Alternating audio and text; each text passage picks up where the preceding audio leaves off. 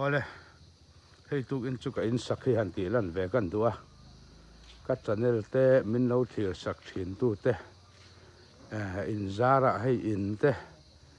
kan din chho ve a kalom hle maya heng te wang hian tun tha chho bik chu video pokaran nei mu mal thei lo a hei kala pai lo khop maya buai thak ve ang reng khop maya mystery te kan roi lem lova ma ani ti in ti hian han ti chho ve a mystery kan roi na te kan nei em than lo a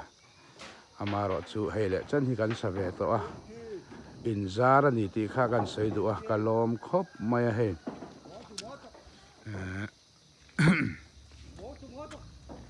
thara tang hi chon video pokaran nei mu mal to tura ka nga ya how tak in sakhi karin ain lo how taka ka sa zung ka sa zo ma yang chu ka te ani o zong lo ma ya man ru po dai lo li ra ni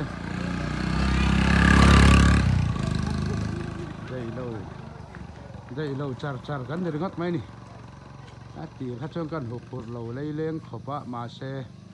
karin ang reng alo ni lo in hi ka vai khat sak ve na ni wangin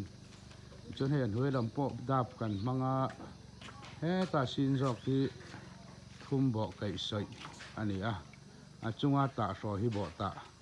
pa nga ni he lo tharo khop moya a chunga po khen tail mang lo kenin he hi ka lo mang lo o ka ti le nu no a chuan arin khop mai he thum bo ta ho hi chuan hei nuai te hi dor atan kan han hisab ve a nakina thing pui dor te kan la siam venga min la ron dor ve hlom mula kan khuai non kal sang chuan hei in thatak mai in zara kan nei ve do na kalom khop mai chu vai ka video te po min lo en sak ve sam thin ula ka video te min lo en sak hian na satakin min lo puya kha kalom na ania amaro chu ka seita ang han tun thla bik chu video kan nei hlei thei lo ni hei ka buai ve lutuka thara tang hian thara hi chon lu phei ve kan tum to a chu wangin thara tang chonin video mu mal takin kanon nei le thei tonga video mu rom tak kanon ti chu le ta don ni